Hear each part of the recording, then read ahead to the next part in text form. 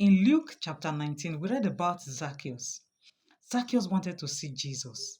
He had heard so much about Jesus, but he had never seen him. So he was desperate. He wanted to see him at all cost. One day, his chance came. Jesus was passing through Jericho, but as usual, there was a crowd around him, and Zacchaeus was a very short man, so he couldn't see through the crowd to see Jesus. At that point, Zacchaeus had two options: either to go home, walk away from there, go home, pout, feel sorry for himself, complain about how short he was, or to climb above his limitations and achieve his dream.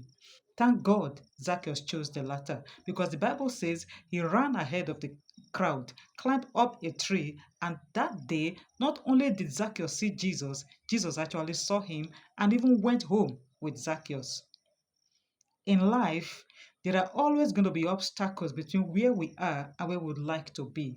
And then we'll be left with these options: either to make excuses for them, to complain about them, to blame others for them, to feel sorry for ourselves, or to do like Zacchaeus and do something about it. If you want to know God better, you want to have a personal, stronger relationship with God, you want to see God like Zacchaeus, instead of complaining about how you don't have enough time, take a honest look at the things you are spending your time on. Cut down on the things that you are spending your time on. Cut down on, for example, the time you spend watching TV. Cut down on the time you spend chatting. Cut down on the time you spend with friends or other relatives. Be determined that you are not going to remain where you are in your relationship with God, that you are going to climb. If you are in a relationship or a marriage that is struggling, instead of making excuses for it, instead of blaming the other person for it, instead of feeling sorry for yourself, find out what you can do about it. Find out what you can do to make it better. Climb. If you're in a relationship that is poisoning your life, do like Zacchaeus. Run ahead and do what you know you are supposed to do. Climb.